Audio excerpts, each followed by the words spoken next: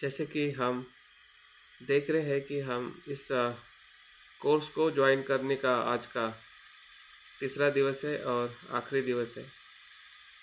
कब हमने इस कोर्स को शुरू किया, कब समाप्त हो रहा है, ये हमें इसी बात को बताता है कि कोई भी घटना हो, कोई भी अस्तित्व हो, उत्पन्न होता है और धीरे धीरे निरोध या नाश या समाप्ति की तरफ अग्रसर होता है। तो ये भी कोर्स की शुरुआत जब हमने शुक्रवार को सुबह की थी, तो तब वो हमारे इस कर्म का, इस उद्देश्य की शुरुआत थी। और उसमें भी वही धर्म है, वही सत्य है जिसको हमने भली भांति देखना है। जिस प्रकार से हम इस आनापानसति सूत्र के माध्यम से बुद्ध हमें सत्य बताना चाहते हैं या प्रज्ञा का अनुभव कराना चाहते हैं, वो यही प्रज्ञा है कि जो प्रज्ञा हर घटना में घटित होती है। ऐसी कोई घटना नहीं है कि जहाँ पे प्रज्ञा सत्य नहीं है। और इसलिए कहते हैं कि बुद्ध का अस्तित्व धम्म काया में हमेशा जीवित होता है, हर समय होता है, हर जगह पे होता है और हर घटना में होता है। भले हम सांस ले रहे हैं, सांस छोड़ रहे हैं, हमने कोर्स की शुरुआत की है और कोर्स की हम समाप्त भी करने वाले हैं, या ऐसी कितनी भी कोई भी घटना हो, हर घटना में धम्म है। तो धम्म को समझना मतलब अनित्यता को समझना है। अनित्यता के धम्म के अनुभव से ही हम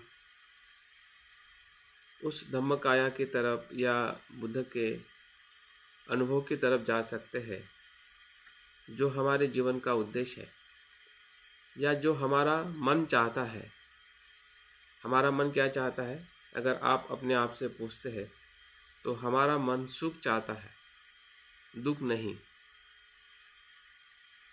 तो उस चाहत की जो पूर्णता जो है, इसी ही मार्ग में है जिसे हम स्मृति का मार्ग कहते हैं, जिसे हम निर्वाण का मार्ग कहते हैं। उसी से मनुष्य संपूर्ण सुखी हो सकता है। तो इसका अनुभव भी धीरे धीरे हमें हो रहा है और इस अनुभव के आधार पर ही आज हम तीसरे दिवस में प्रवेश कर चुके हैं। सुबह के सत्र में आज हम आनापानसति के माध्यम से जो 7 बोधि के अंग है, सप्त बोध्यांग जिसे कहते हैं, उस शब्द में ही उसका अर्थ छुपा हुआ है। सप्त बोध्यांग, 7 बोधि के अंग, और जो बोधि हमारे ही चित्त के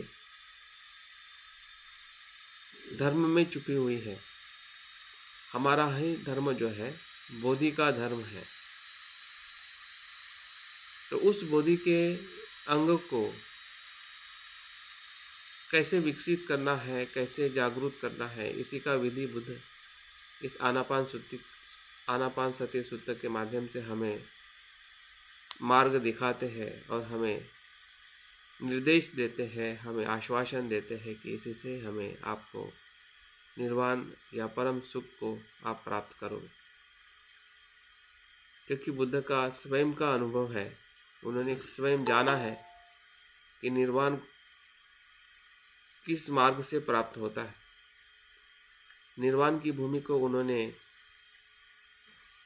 खोज लिया है, जान लिया है, इसलिए उनको तथागत सम्यक संबुद्ध कहते हैं। तो ऐसे सम्यक संबुद्ध जो संपूर्ण जानने वाले व्यक्ति के वचन को जब हम सुनते हैं और उसी के मार्ग पर चलते हैं, तो हर एक उस मनुष्य का कल्याण हो चुका है, जिसे हम अरहंत और महान जो बौद्ध भिक्खु भिक्खुनिया या बौद्ध साधक जो रहे हैं और अभी भी जो उस मार्ग पर चल रहे हैं, बाबा साहब जैसे और हम उनके सभी अनुयायी, तो उसी पथ के तरफ हम जा रहे हैं जिस पथ के तरफ जाना ही हमारा धर्म है, या हमारा कह सकते हैं कि हमारी इच्छा है। हम भी वही चाहते हैं कि हम सुखी हों। अनीता जी, आप आपका शेयरिंग निकालिए। शेयरिंग आपने शेयर किया आपका स्क्रीन, अनीता जी।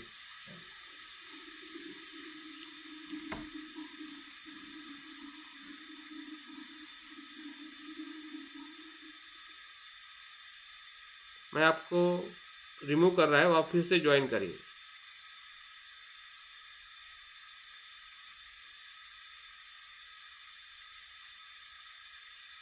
तो आज हम आनापानसति सूत्र का जो 7 बोधि के अंग विकसित करने के लिए जो बुद्ध का वचन है, उस वचन को मैं पढ़ता हूँ और उसके बाद हम आज के ध्यान की शुरुआत करेंगे। और इसकी पीडीएफ भी मैंने ग्रुप में शेयर की है, उसको आप आज ज़रूर पढ़िए। अगर नहीं पढ़ी है, अगर पढ़ी है तो फिर से एक बार पढ़ें, क्योंकि यही मौका है इस विषय के साथ में अधिक समीप से पास से देखने का, ताकि अगर कुछ भी प्रश्न है या कुछ अस्पष्टता है उसको आप भली भांति शाम के सत्र में समाधान कर सकते हैं। तो बुद्ध आगे भिक्षुओं को कहते हैं, भिक्षुओं, किस प्रकार भावित बहुलीकृत 4 स्मृति प्रस्थान 7 बोधांक को परिपूर्ण करती हैं। आगे जिस प्रकार से हमने 4 स्मृति प्रस्थान का जो अनुभव हमने किया है पिछले 2 दिन से, और बुद्ध की आनापानसति की जो शुरुआत जो है वो 4 स्मृति प्रस्थान से होते हुए सप्त बोधांक के विकास की तरफ आगे ले जाती है। तो 4 स्मृति प्रस्थान का आधार ही सप्त बोधांक का विकास है। तो इस अर्थ से हमें समझना चाहिए जिस प्रकार से बुद्ध आगे बताते हैं। आगे बुद्ध कहते हैं, भिक्षुओं, जिस समय भिक्षु स्मृतिमान हो, काया में कायानुपश्य ही हो विहारता है। मतलब फिर से यहाँ पे स्मृति की जब बात आ रही है तो वो काया में कायानुपश्य, मतलब काया को काया जैसे देखना, काया में स्मृतिमान बन के रहना, यही स्मृति की उपस्थिति है या अनुभव है, उपस्थित रहती है। उस समय वह भिक्षु स्मृति संबोधंग में लग्न रहता है। उस समय भिक्षु स्मृति बोधांग की भावना करता है। उस समय भावना द्वारा भिक्षु का स्मृति बोधांग परिपूर्ण होता है। मतलब काया की स्मृति अगर हम रखते हैं तो वही स्मृति की जो भावना जो है स्मृति बोधांग की निर्मिति करता है या वो उसका विकास करता है। भावना का अर्थ यहाँ पे विकास और उसके प्रयत्न से जुड़ा हुआ है।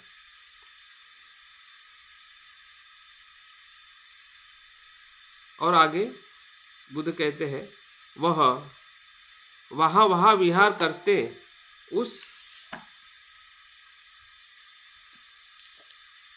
धर्म की प्रज्ञा से, मतलब विचय से मीमांसन करता है। जिस समय वह धर्म की प्रज्ञा से विवेचन करता है, उस समय वह भिक्षु धर्म विचय बोधांग में लग्न रहता है। उस समय भिक्षु धर्म विचय संबोध की भावना करता है।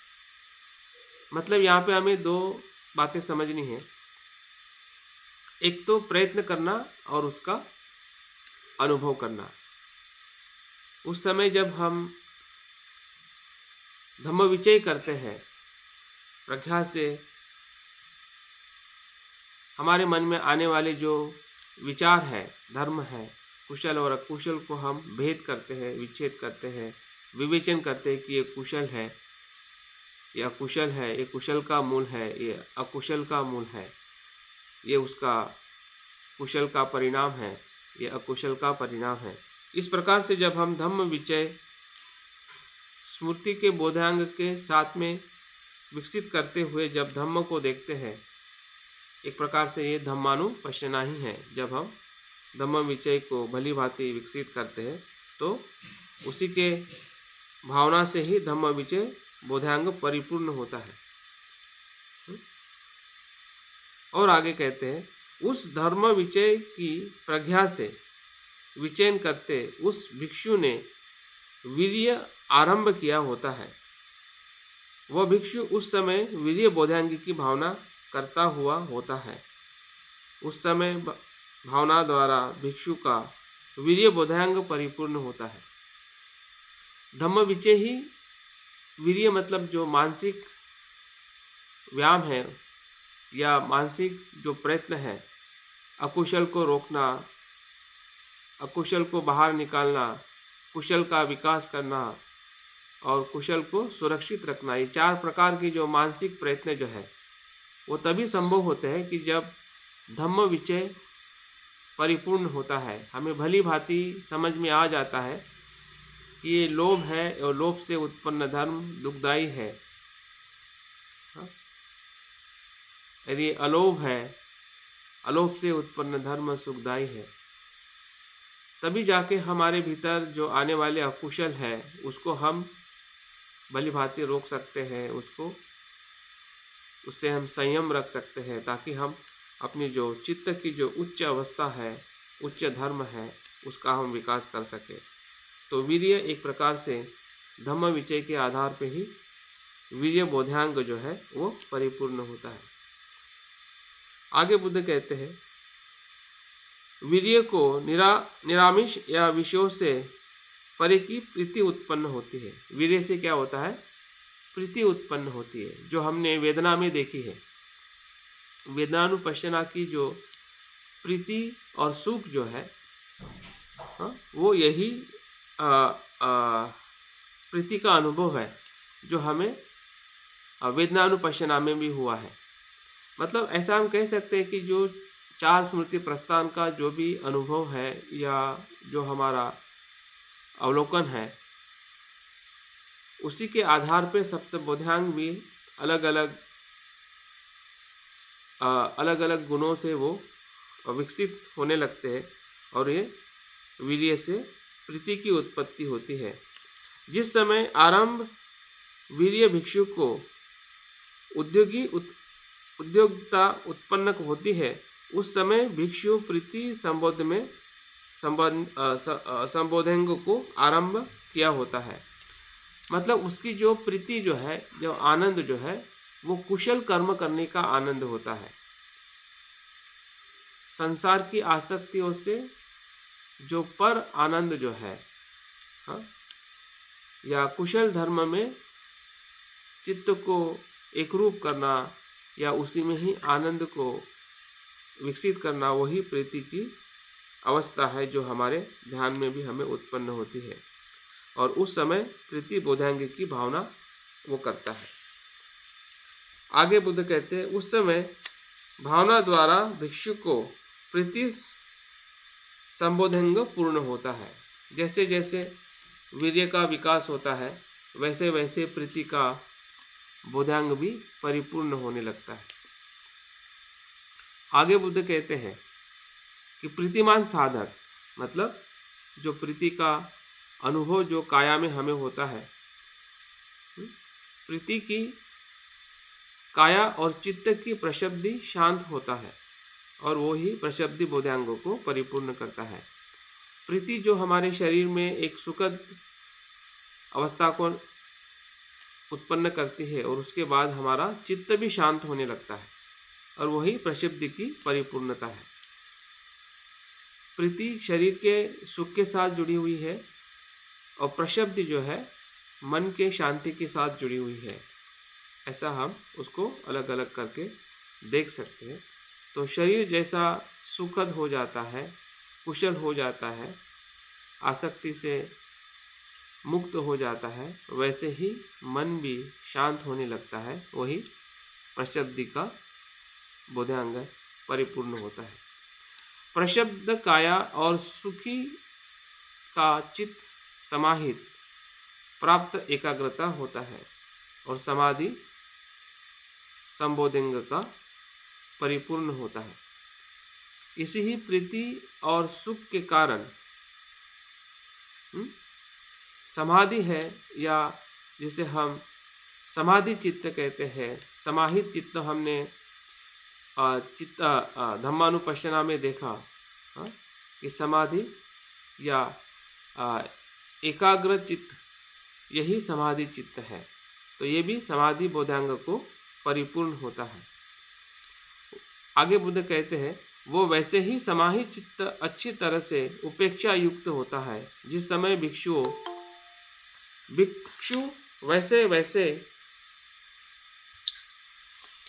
वैसे अच्छी तरह उपेक्षा युक्त होता है, भिक्षु ने उस समय उपेक्षा बोधांग को आरंभ किया होता है। उस समय भिक्षु का उपेक्षा संबोधंग परिपूर्ण होता है। एकाग्रता से उपेक्षा उत्पन्न होती है और वो परिपूर्ण होती है। उपेक्षा का अर्थ ही निर्वाण है, जो किसी भी धर्म में आसक्ति न रखते हुए तटस्थता साक्षी भाव से जब हम जैसा है वैसा संपूर्ण अस्तित्व को देखते हैं और हम उपेक्षा में हम प्रवेश करते हैं, या उपेक्षा बोधांग का विकास होता है, और वही निर्वाण की अवस्था है जो उपेक्षा संबोधि अंग को परिपूर्ण करता है। जिस समय भिक्षु स्मृतिमान हो, वेदना में वेदनानुपश्य, चित्तानुपश्य, धर्मा में धर्मानुपश्य को विहारता है, उस समय उसकी स्मृति उपस्थित, उस समय भिक्षु का उपेक्षा संबोधंग परिपूर्ण होता है। भिक्षु इस प्रकार भावी बहुलीकृत चारों स्मृति प्रस्थान 7 बोधांगों को परिपूर्ण करता है, और 7 बोधांग की विद्या विमुक्ति को परिपूर्ण करती है। और यहाँ भिक्षु विवेक, विराग, निरोध पर अवलंबित तथा त्याग परिणाम वाले स्मृति बोधांग की भावना अभ्यास करता है। धर्म, विजय, वीर्य, प्रीति, प्रशब्दि, समाधि, उपेक्षा भिक्षु इस प्रकार भावित बहुलीकृत होने पर 7 संबोधंग विद्या और विमुक्ति को परिपूर्ण होता है। और इस प्रकार से बुद्ध के वचन को सुनकर सभी भिक्षु उनके वचनों का अभिनंदन करते हैं। तो बुद्ध ने की जो यहाँ पे बात है, या बुद्ध के जो वचन जो है, इसी के आधार पर हम पिछले 2 दिन से हम प्रयास कर रहे हैं। और आज भी जो सप्त बोधांग की भावना आनापानसति के माध्यम से या 4 स्मृति प्रस्थान के आधार पर हमने कैसे विकसित करनी है, कैसे उसमें हमने उसको परिपूर्ण करना है, उसका अनुभव लेना है, उसका आज हम प्रयास करने वाले हैं। तो इस बुद्ध के वचन को सुनकर हमें इस बात का भलीभांति श्रुत में प्रज्ञा के माध्यम से हमें बोध हुआ है कि बुद्ध का जो निर्देश स्मृति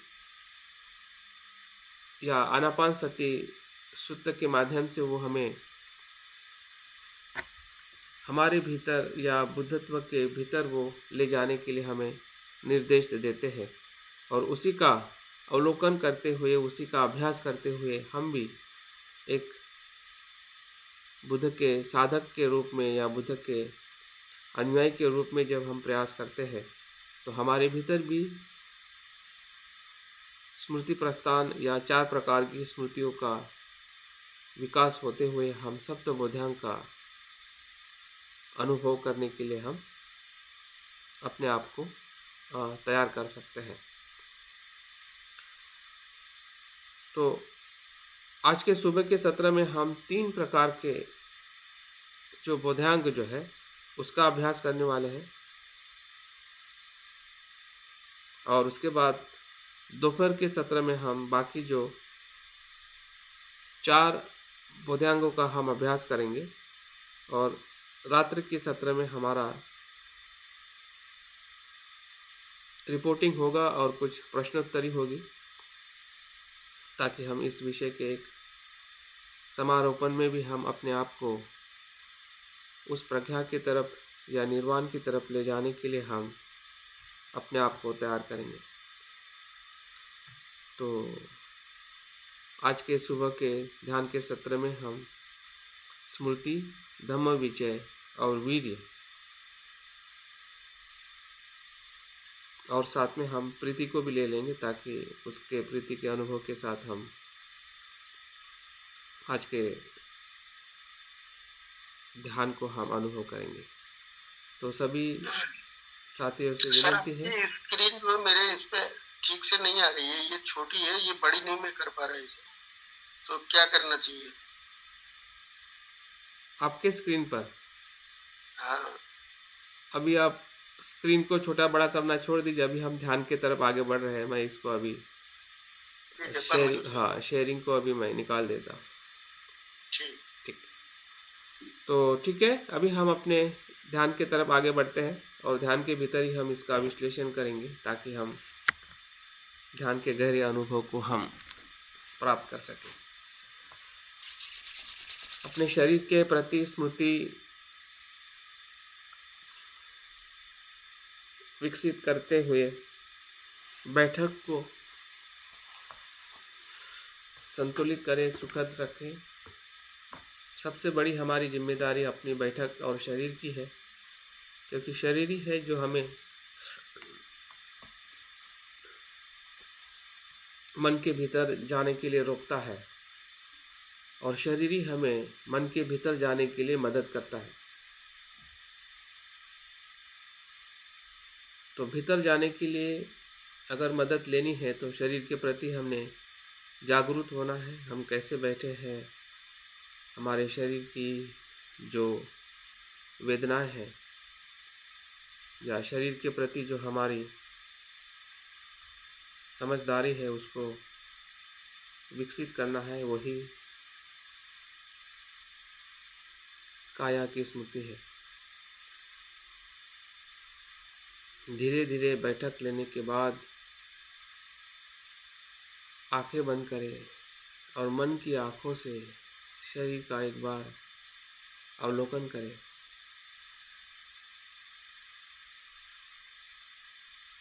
पैर से लेके सर तक हमारे सभी अंग तनाव मुक्त है, सुखद है, और स्मृति रखें कि मैं ध्यान के लिए सुखद आसन में बैठा हूँ।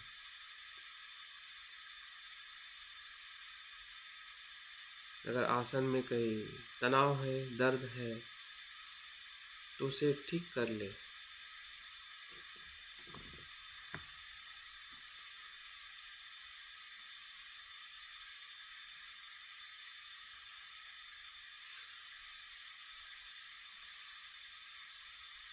जो हमने पूर्व तैयारी के लिए जो 5 सिद्धांत देखे थे, पाइपर,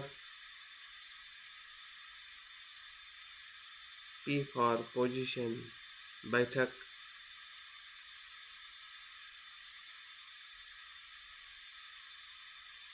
आई फॉर इंटरेस्ट रुचि, छंद, ध्यान करने की इच्छा हमारे भीतर है।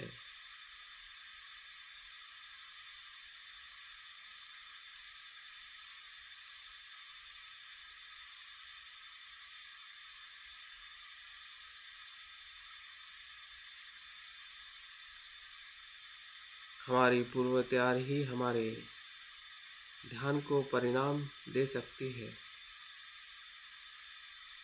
तो थोड़ा समय अपने पूर्व तैयारी को दीजिए।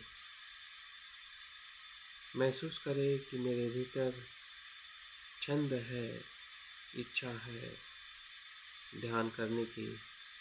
तभी तो मैं सुबह उठा हूँ और इस कोर्स को ज्वाइन किया हूँ।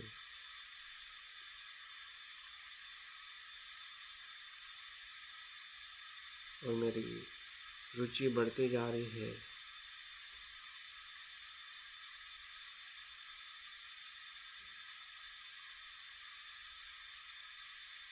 पी फॉर पर्पस, ध्यान के उद्देश्य को धारण करें।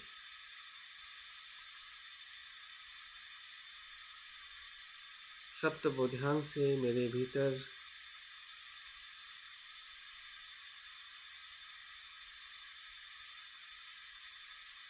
उसका विकास करने वाला हूँ।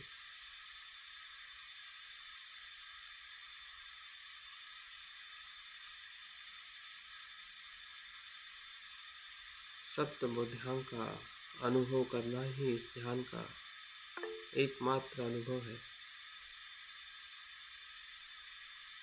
उस उद्देश्य को मन ही मन धारण करें कि मेरे भीतर ही बोधि के जो अंग है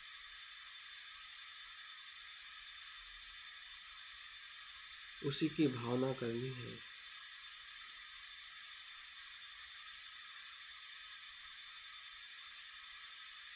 उसका विकास करना ही ध्यान का उद्देश्य है।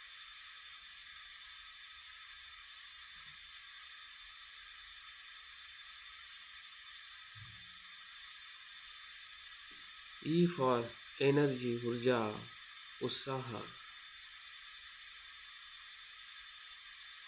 इस उद्देश्य को पूर्ण करने के लिए हमारे मन में उत्साह है, प्रेरणा है।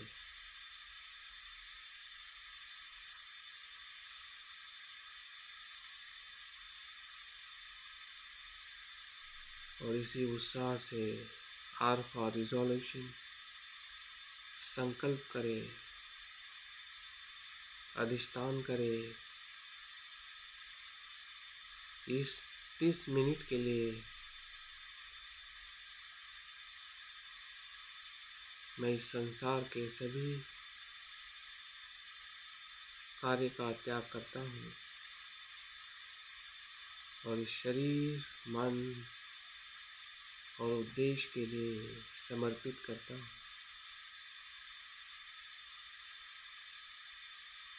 भले कुछ भी हो शरीर में, मन में, फिर भी मैं ध्यान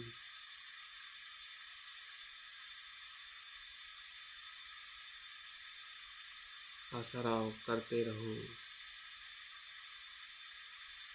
यही मेरा अधिष्ठान है।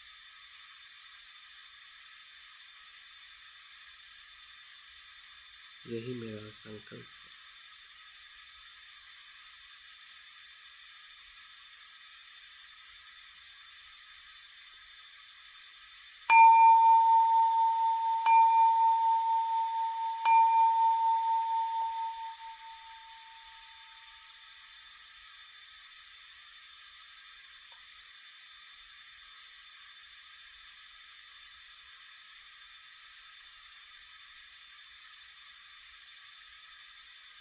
सप्तबोधियांग के जागृति के मार्ग का प्रथम चरण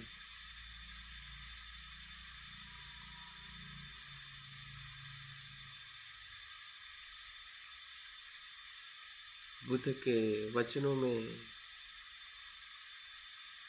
जो निर्देश है, काया की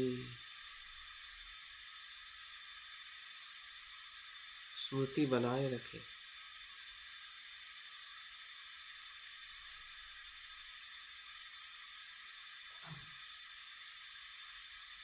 काया में काया की स्मृति रखे।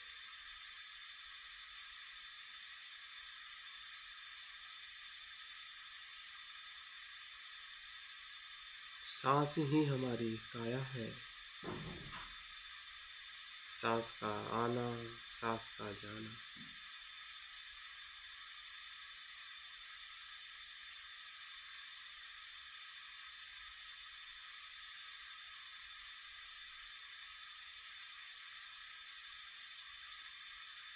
जैसे जैसे हम काया की स्मृति अनुभव कर रहे हैं, वैसे वैसे हमारा स्मृति का बोधि अंग विकसित हो रहा है।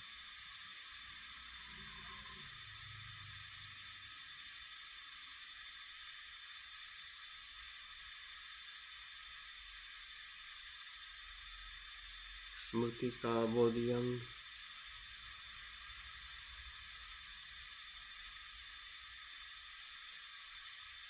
जो हमारे ही शरीर की स्मृति में छुपा है,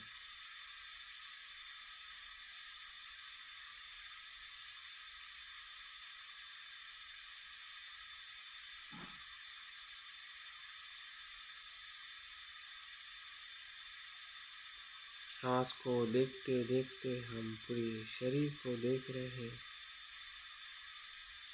और स्मृति का अनुभव ले रहे हैं।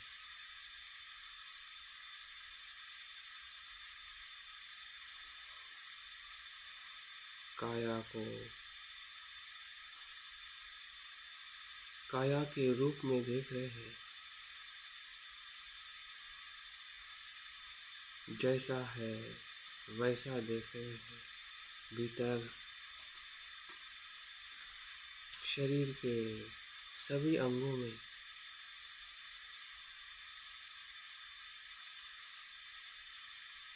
उसके धर्म के साथ देख रहे हैं कि वो अनित्य धर्म है।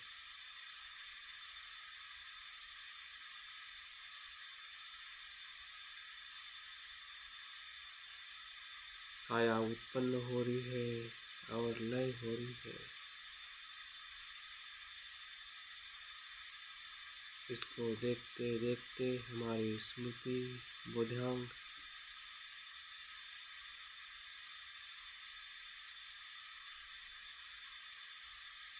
विकसित हो रही है।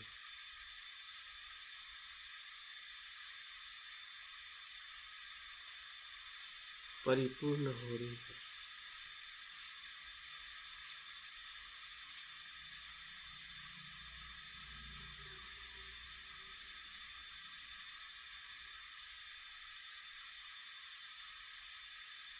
जिससे शरीर के प्रति हमारा जो मैं का भाव है,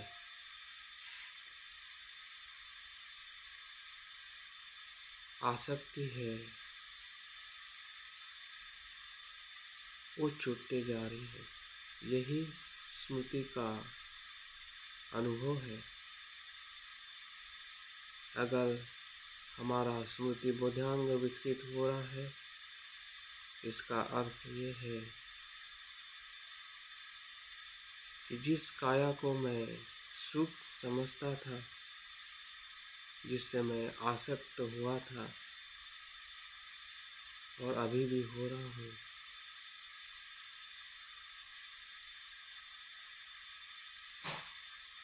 जो मेरी काम तृष्णाएं हैं, जिससे मैं बंधा हूँ,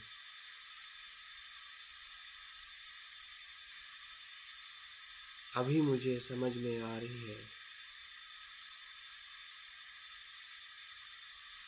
कि बंधने का कारण इस ही काया के प्रति मेरी जो ना समझी थी, अज्ञान था, अजागृति थी। अभी स्मृति बोधांग से हमें समझ में आ रहा है कि इस काया से जो एक भ्रम निर्माण हुआ है, उसी के कारण मैं आसक्त हूँ।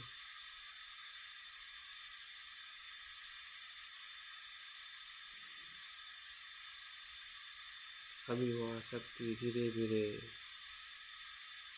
छूट रही है, क्योंकि हम काया को भली भांति स्मृति से देख रहे हैं कि ऐसा कुछ उसमें धर्म ही नहीं है जिसे मैं, मेरा और जो नित्य है।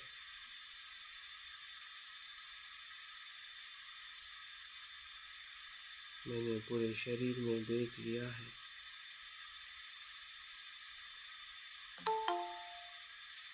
सांस को देखते देखते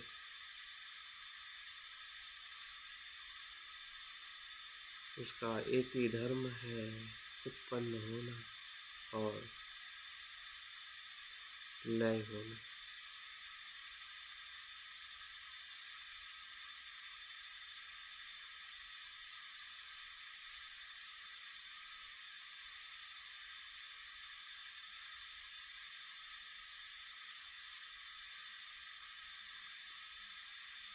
यही काया की स्मृति हमें निर्वाण के सुख की तरफ ले जाती।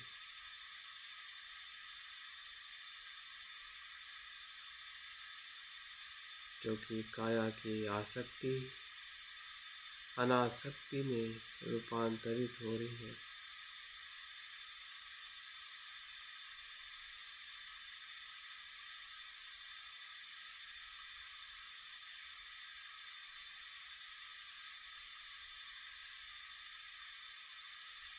काया भीतर से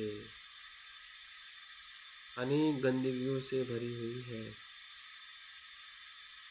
4 तत्वों से बनी है, जिसमें पृथ्वी, आप, तेज, वायु,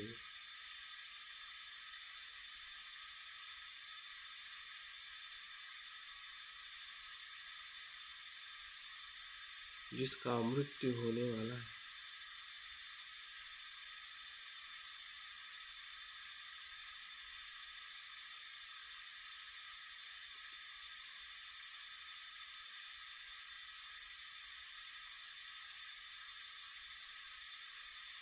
और क्षण प्रति क्षण भी शरीर का मृत्यु हो रहा है, जिसको हम सजगता से देख पा रहे हैं। शरीर का ऐसा कोई अंग नहीं है, भले वो कितना भी सुंदर दिखता हो या जिसके प्रति हमें आसक्ति हो,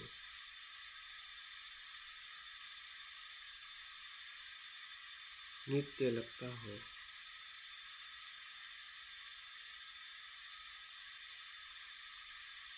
लेकिन मूलतः वो अनित्य है।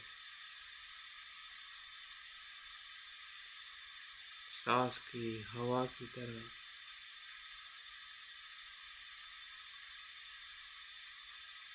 उत्पन्न हो रहा है, लय हो रहा है।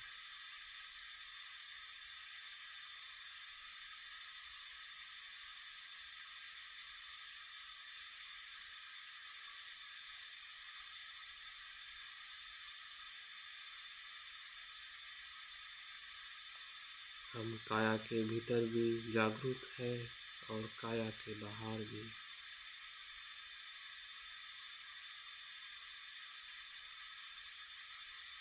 हमारी काया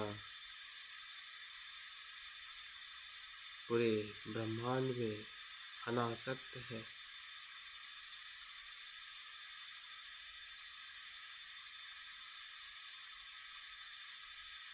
और भीतर भी हम अनासक्त है, क्योंकि वो अनित्य है। उत्पन्न होना, लय होना उसका धर्म है।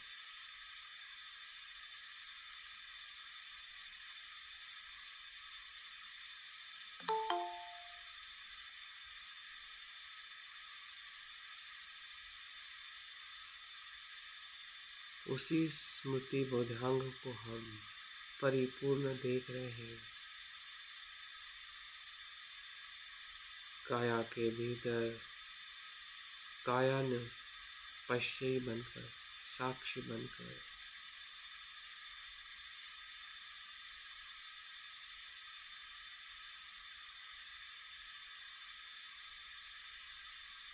दृष्टा बनकर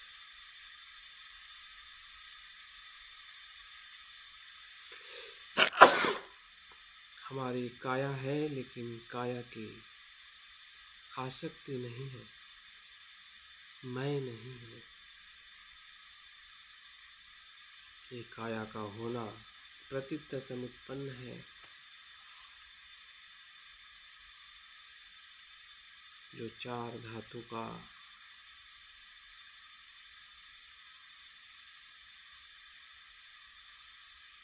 भोजन से, हवा से, पानी से, उष्णता से शरीर निर्माण होता है और लय भी होता है। मेरे मैं से ऐसा कुछ भी नहीं होता, क्योंकि वो है ही नहीं जिसे मैं मेरा कह सकूं।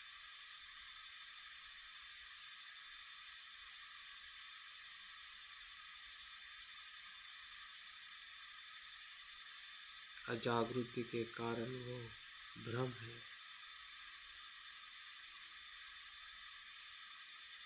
और अभी हम जागरूक हो रहे हैं। स्मृति बोधांग हमारी पूरी काया को शुद्ध धर्म में देख पा रहा है।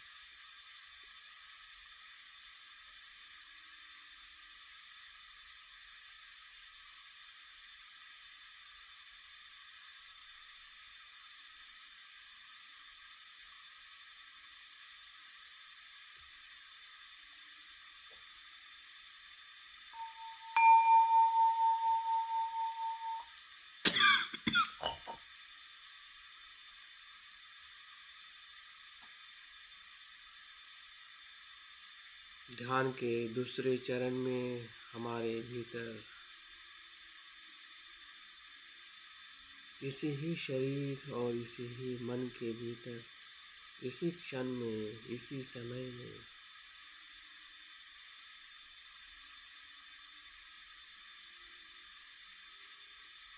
इसी स्मृति बोधांग के कारण हमारा धम्म विचय, जो हमारी वेदनाएं हैं, जो हमारा विचार भावनाएं हैं, जो मन का सूक्ष्म जगत है,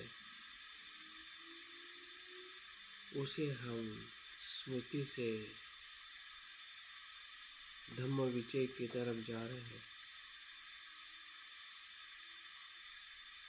जैसे हमने शरीर का अवलोकन किया है और पाया है कि शरीर अनित्य है, अनात्म है,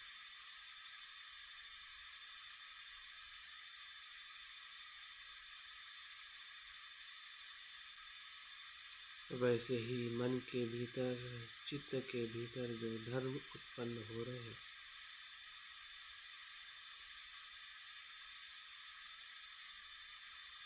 उसका भी हम विवेचन कर रहे हैं, परीक्षण कर रहे हैं कि कौन से धर्म है, किस कारण से उत्पन्न हो रहे हैं, उसका परिणाम क्या है,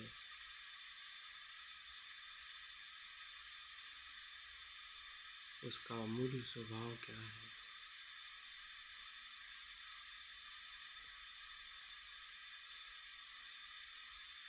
देखिए, इस क्षण में, इस समय जो भी मन में विचार आ रहा है, वही मन का धर्म है। जो भी भाव उत्पन्न हो रहा है, क्या वो कुशल है या अकुशल,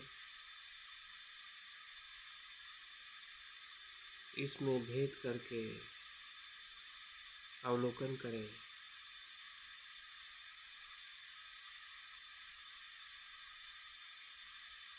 अगर कुशल है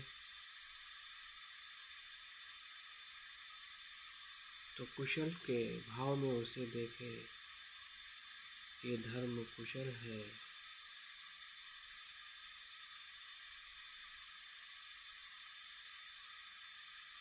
जो हमने किए हुए कुशल कर्म से वो उत्पन्न हुआ है, काया से, वाणी से और मन से।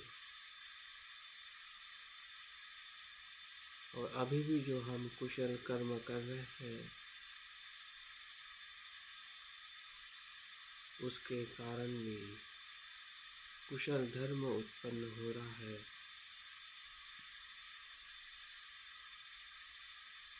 सुख का, शांति का, प्रीति का, आनंद का, मैत्री का, करुणा, दान का, अनेक कुशल धर्म है जिसमें श्रद्धा है, वीर्य है, शील है, समाधि है, प्रज्ञा है। सब कुछ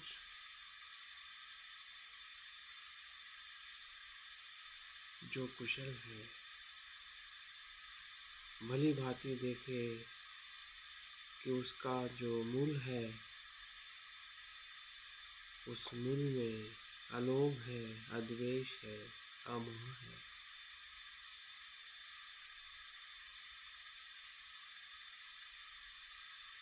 प्रज्ञा है,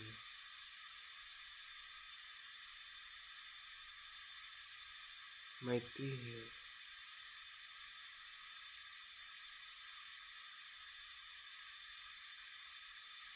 दान भावना है, त्याग है। इसी मूल के कारण कुशल धर्म उत्पन्न होता है।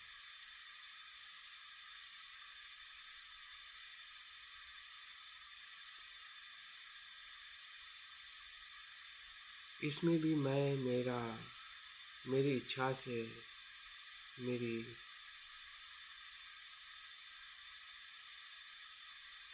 मेरे नियंत्रण में नहीं है। और उसी मूल के कारण ये धर्म उत्पन्न हो रहे हैं। और उसी कुशल धर्म का परिणाम भी है, हमें सुख का अनुभव होता है।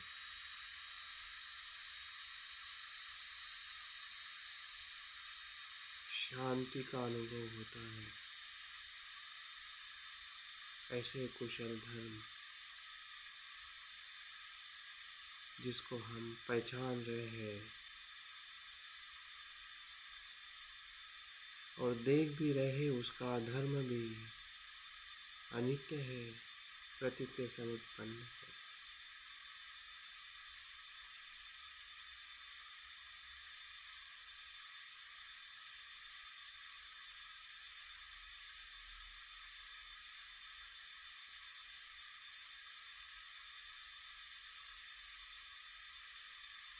अगर उसी समय में हमारे मन में अकुशल विचार आ रहे हैं, अकुशल भाव आ रहे हैं, जो भय के हो, चिंता के हो, तृष्णा के हो, द्वेष के हो, ईर्ष्या, लोभ, मत्सर, पश्चाताप, विचिकित्सा,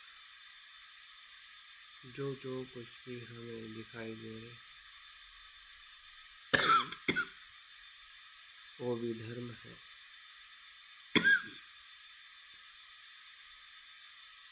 उसे भी भली भांति देखे, जैसे कुशल धर्मों को देखा है वैसे ही अकुशल धर्मों को, अकुशल विचारों को, भावना, वेदनाओं को, कर्म को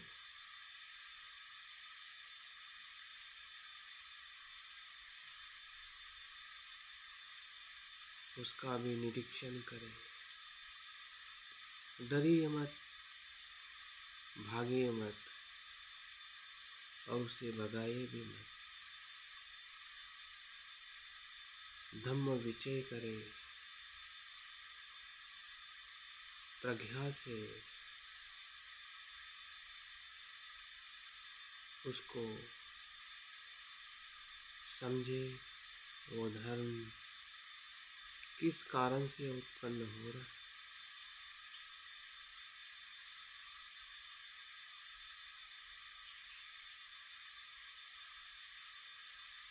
और उसका स्वभाव क्या है।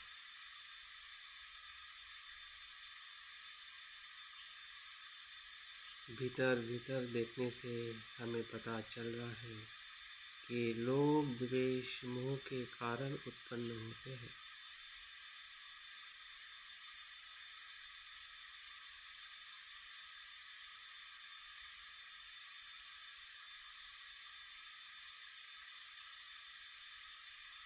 उसका मूल स्रोत वही उसका कारण है,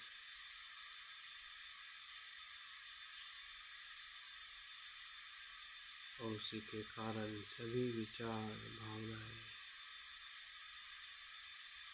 कल्पनाएं निर्माण हो रही है।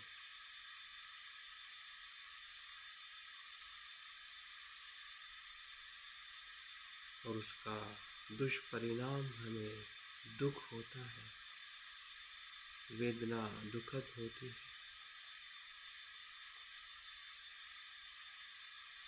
समस्याएं आती है।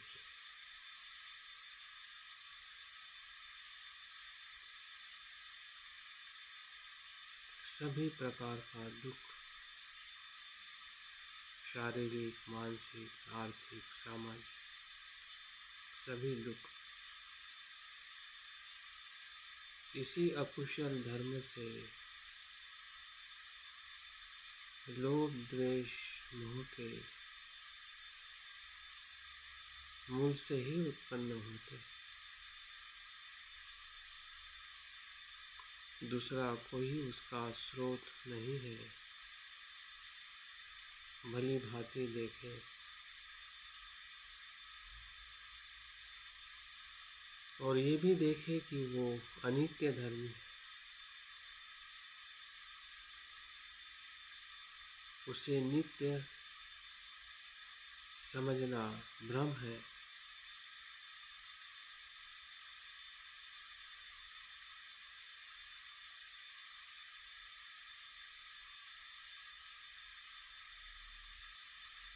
क्योंकि उसका धर्म भी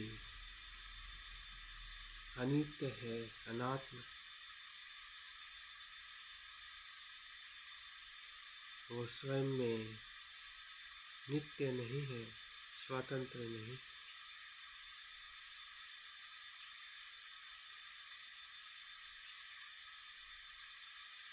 वो बदल रहा है, बदल सकता है, बदलने का उसका धर्म है।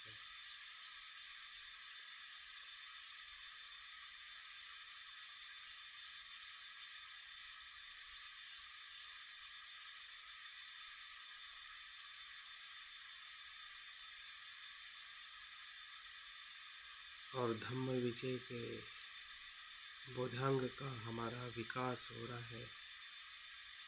हम परिपूर्ण हो रहे हैं। हमारे भीतर जो कुशल है और अकुशल धर्म है, उसके प्रमाण को देख रहे हैं, उसके होने को देख रहे हैं, उसके दुष्परिणाम या उसके विपाक को भी देख रहे हैं।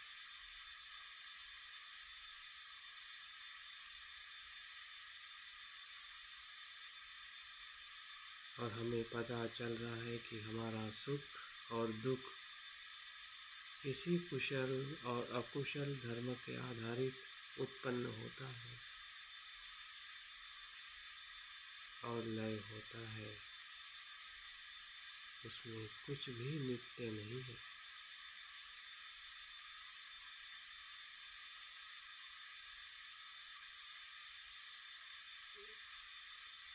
मैं का भाव नहीं है, मैं की आसक्ति नहीं है। लोभ भी आ रहा है तब भी आसक्ति नहीं है, वो आके चला जा रहा है।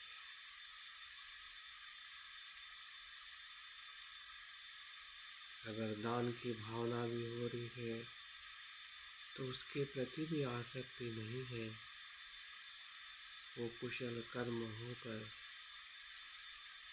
उसके प्रति भी हमारी आसक्ति चली जाए।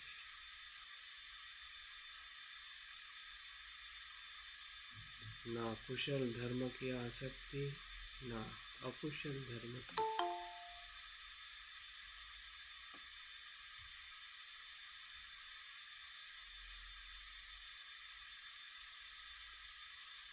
क्योंकि दोनों धर्म अनित्य और अनात्म,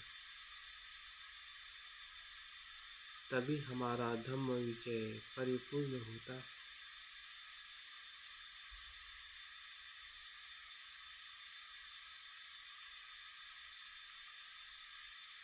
हमारे अकुशल धर्म के प्रति भी हमें भय नहीं है, पश्चाताप नहीं है, क्योंकि हम जान रहे हैं उसका उत्पन्न होना, उसका परिणाम होना।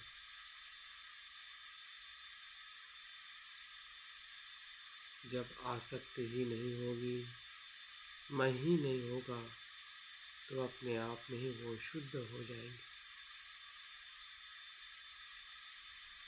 द्वेष मैत्री में परिवर्तित हो जाएगा। लोभ अनासक्ति में और अज्ञान प्रज्ञा।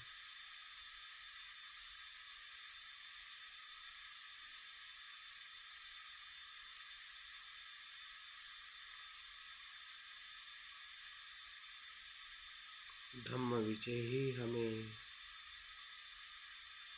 विमुक्ति की तरफ ले जाता है।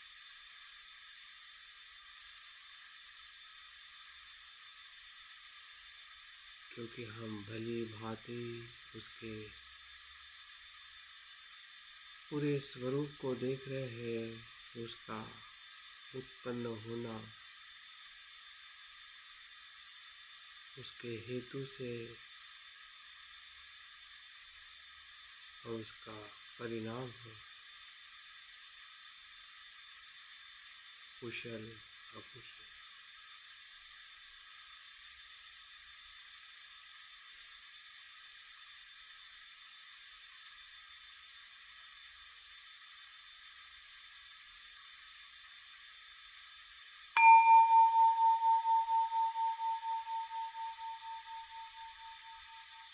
धम्म विजय बोधांग का अनुभव से हम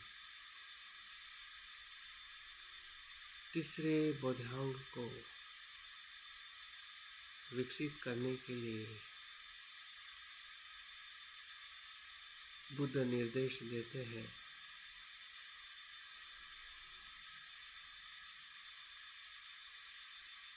वीर्य बोधांग,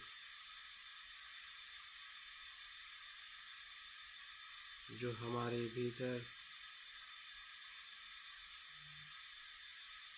प्रयत्न करने का उत्साह दे रहा है।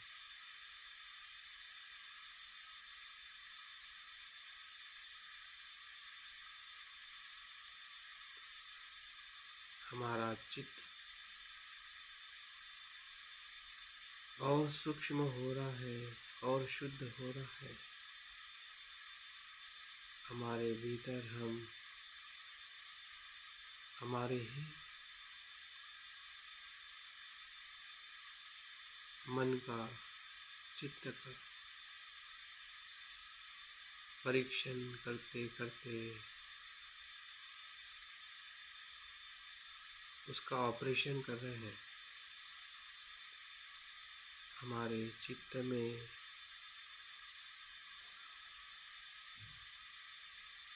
जो बुराई आ रही है उसे भी हम देख रहे हैं। जो अकुशल धर्म के भीतर आते हुए मार्गों को देखना ही वीर्य है। वीर्य का दूसरा नाम सम्यक प्रयत्न है।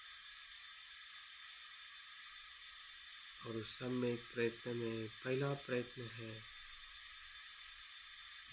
अकुशल धर्मों को रोकना, जो चित्त में, मन में प्रवेश करते हैं।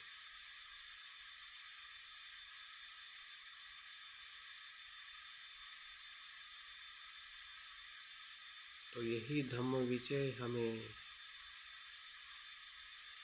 यहाँ पे मदद कर रहा है कि जो अकुशल धर्म है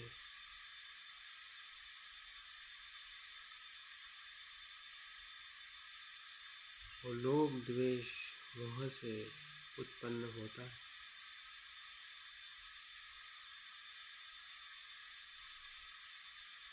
और उस धर्म का भीतर आने का जो द्वार है, उस द्वार पर प्रयत्न करने का निर्देश हमारा उत्साह देता है, उत्साह बोधंग, क्योंकि हमने जान लिया है कि अकुशल धर्म दुख,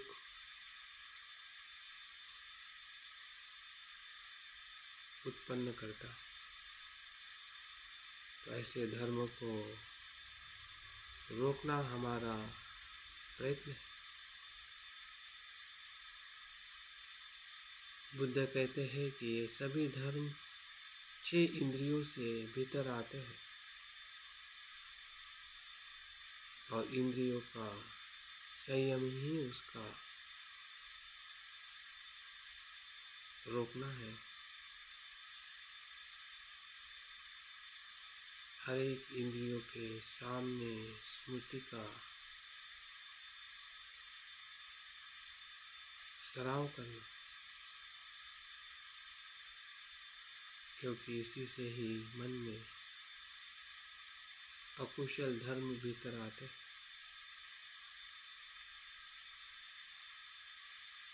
रूप को देखते समय, सुनते समय, गंध लेते समय, स्वाद लेते समय, शरीर को स्पर्श होते समय, मन में विचार आते समय, यही 6 इंद्रियों के 6 विषय हैं।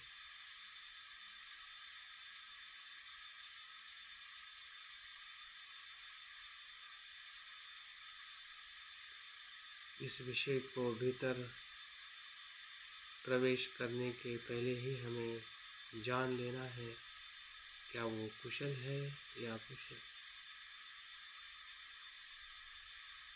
अगर अकुशल है तो उसे हमें वहीं पर रोकना है। वही इंद्रिय संवर है, वही सम्यक प्रयत्न है।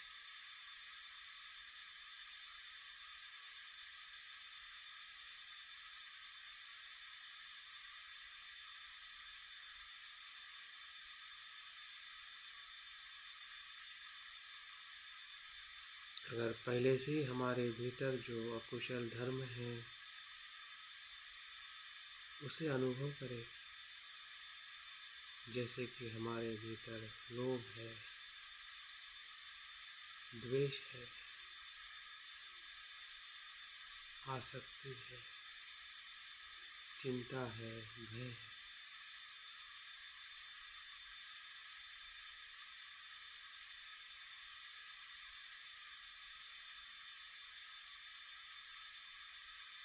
उसका उच्छेद करना है, यही सम्यक प्रयत्न है। उसके लिए हमें उत्साहित रहना है कि हमारे भीतर जो कुछ भी अकुशल धर्म है, विचार है, कर्म है, उसका हमें विच्छेद करना है, उच्छेद करना। जैसे सांस भीतर आती है और बाहर जाती है, वैसे ही हमारे मन के भीतर जो अकुशल विचार है, भाव है, बाहर जा रहे हैं, क्षण प्रति क्षण जा रहे हैं।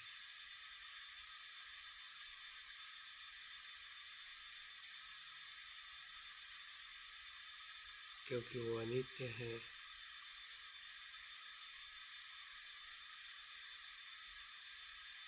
उसके प्रति हमारी आसक्ति नहीं है। वो मैं नहीं हूँ, वो मेरा नहीं है। उसके कारण से वो उत्पन्न हो रहा है और लय भी हो रहा है।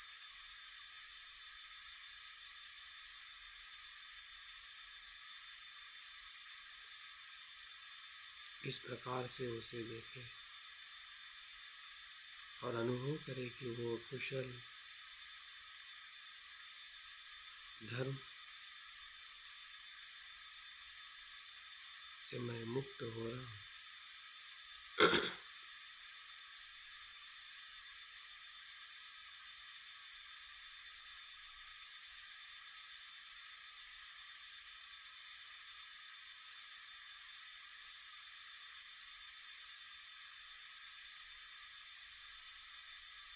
क्षण प्रति क्षण मुक्त हो रहा हूँ।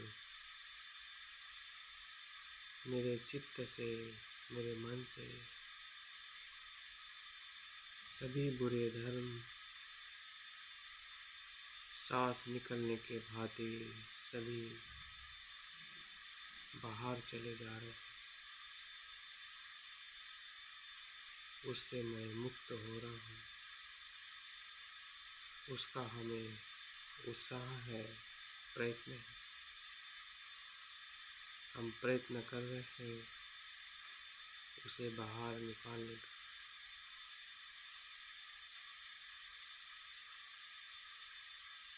और वो निकल भी रहा है क्योंकि वो अनित्य है।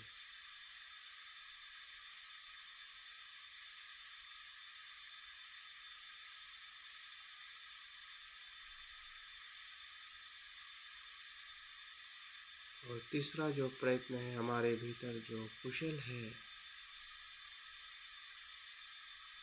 उस धर्म का हमें असीम विकास करना है।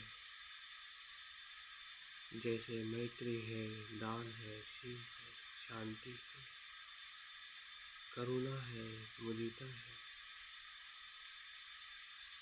जो जो हमारे मन में कुशल है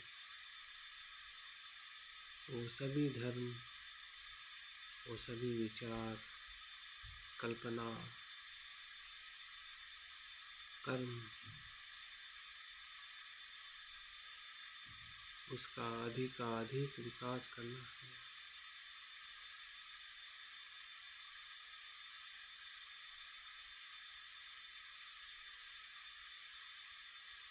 और विकास हम कर रहे हैं क्योंकि वो भी अनित्य है।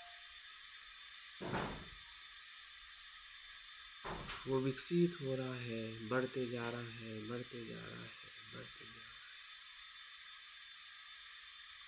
हमारी दान भावना, मैत्री, करुणा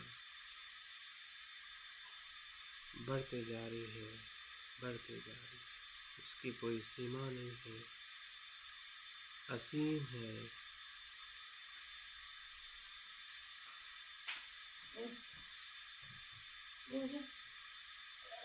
क्योंकि वो बदल रही है, बदलने का धर्म है, विकसित होने का धर्म। कोई सीमा नहीं है, कुशल धर्म की कोई सीमा नहीं, असीम है।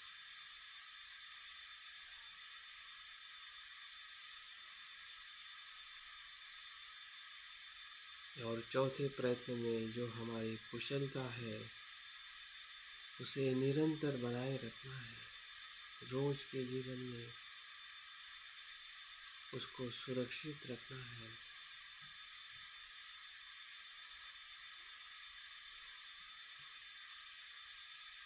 उसको मेंटेन करना है, उस कुशल धर्म को, उस कुशल कर्म को। इस प्रकार से चारों स्तर पर हम सम्यक प्रयत्न करते हुए वीर्य बोधांग का विकास कर रहे हैं।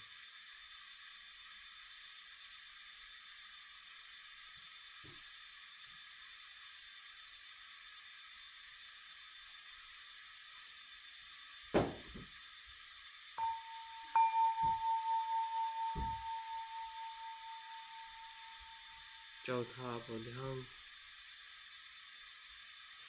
इसी वीर्य बोधांग से विकसित हो रहा है प्रीति बोधांग। प्रीति का अनुभव, आनंद का अनुभव पूरी काया में तरंगित हो रहा है, जैसे कि कोई तालाब में पानी अपने भीतर के झरने से आ रहा है।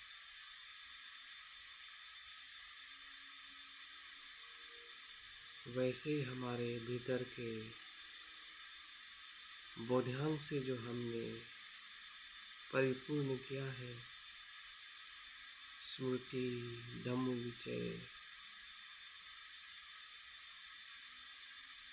वीर्य, इसी का ही परिणाम पूरे शरीर में प्रीति बोधांग को परिपूर्ण कर रहा है।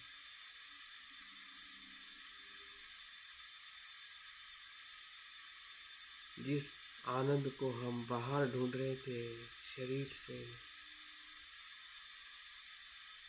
तृष्णा में, संसार में, उससे कहीं गुना शुद्ध और किसी भी बाह्य विषय पर आधारित नहीं, स्वयं पे आधारित, स्वयं के भीतर ऐसा परम आनंद विकसित हो रहा है, जो हमारे ही चित्त का शुद्ध धर्म है, बोधि का अंग है। प्रीति, परम आनंद,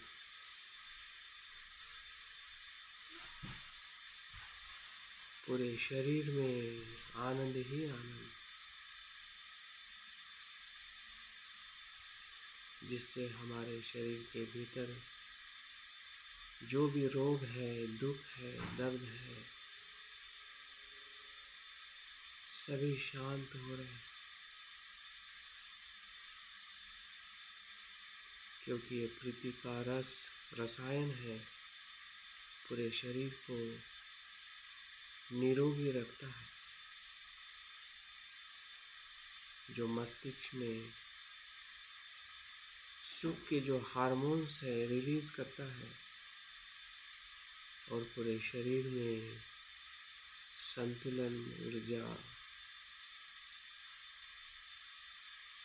रोग प्रतिकारात्मक शक्ति को बढ़ाता है। यही प्रीति का रस है, जो हमारे ही बोधि के अंग का अनुभव है।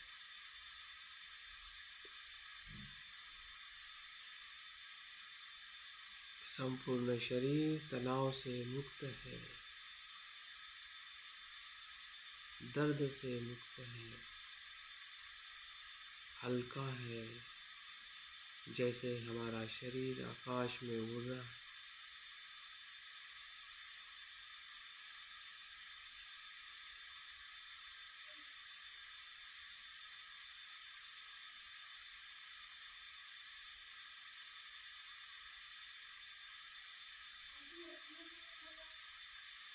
हमारा शरीर वैश्विक शरीर हो गया है,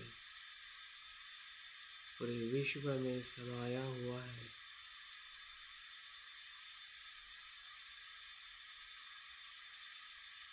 क्योंकि हम जानते हैं कि शरीर 4 धातु से उत्पन्न हो रहा है, लय हो रहा है।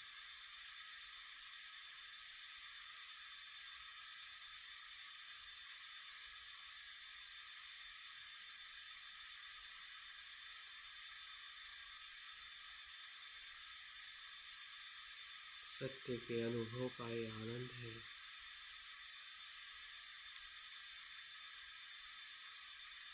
स्मृति, धम्म विचय, वीर, इन बोधांगों को परिपूर्णता का ये परिणाम है।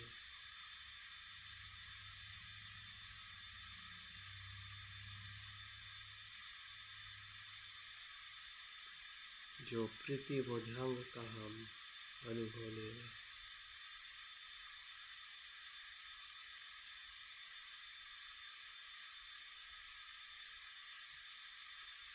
निरंतर बहने वाला आनंद का स्रोत पूरे शरीर और चेतना में फैल रहा है,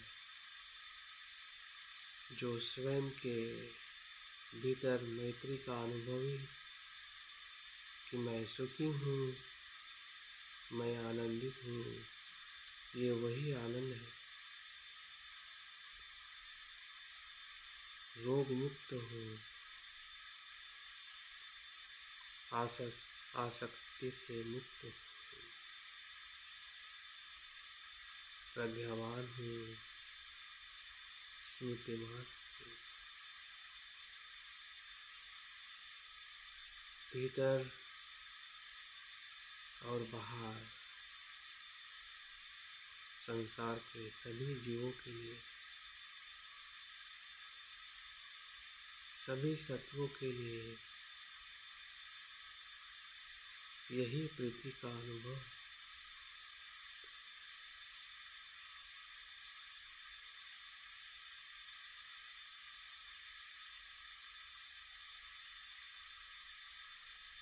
ये प्रीति सिर्फ मेरी नहीं है, मैं नहीं हूँ।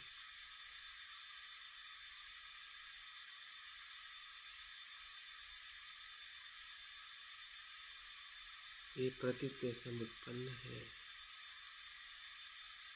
संसार के सभी सत और तत्व से जुड़ी है, असीम है, अनंत है।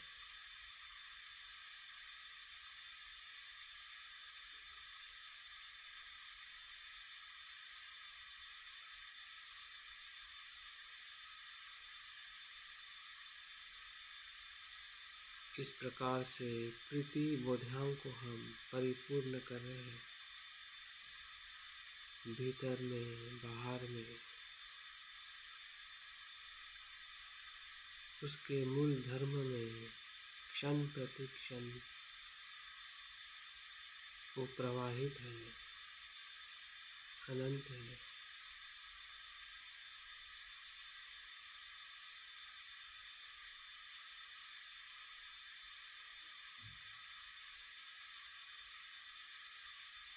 स्वयं के चित्त पर आधारित है।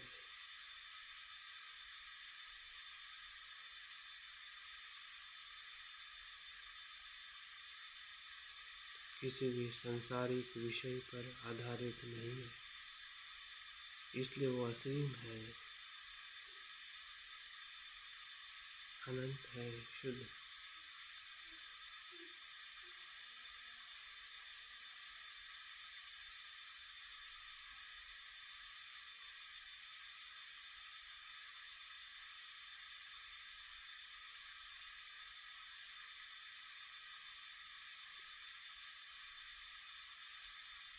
हमारा पूरा अस्तित्व प्रीति से ओतप्रोत भरा है, भीतर भी, बाहर भी।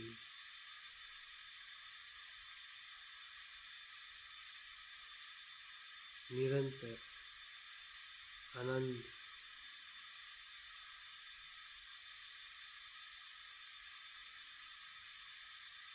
सभी अशुद्धता से पर, शुद्धता से भरा हुआ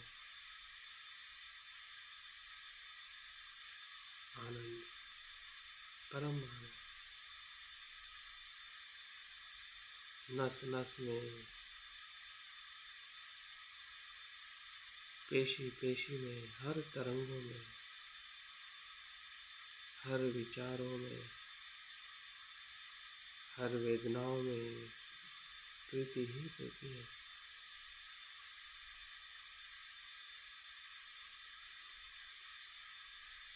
सांस के हर एक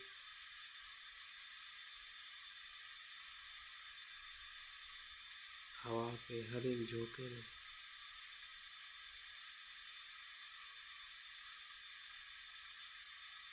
प्रीति का अनुभव ही बोधांग बोधि का अंग है, बुद्धत्व का अनुभव।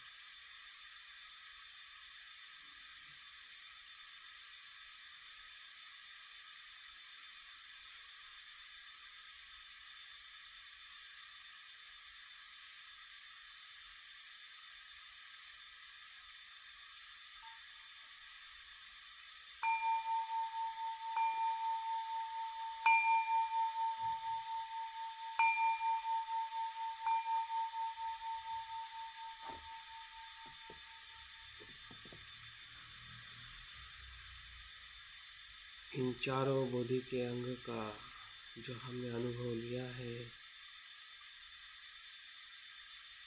स्मृति बोधांग, धम्म विचय बोधांग, वीर्य बोधांग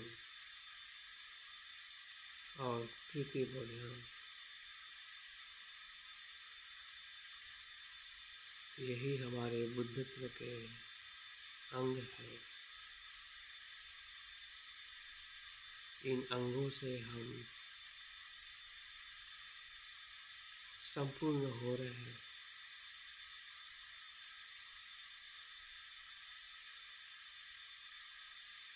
और जो हमें अनुभव हुआ है, उस अनुभव से ध्यान के पश्चात काया वाचा मन से कुशल कर्म करने का और प्रयास करें।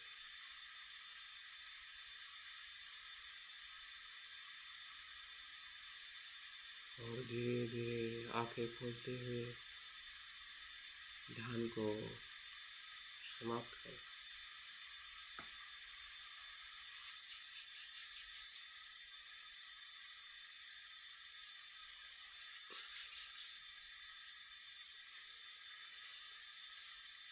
जो ध्यान अपना कंटिन्यू करके रखना चाहते हैं वो कंटिन्यू रख सकते हैं।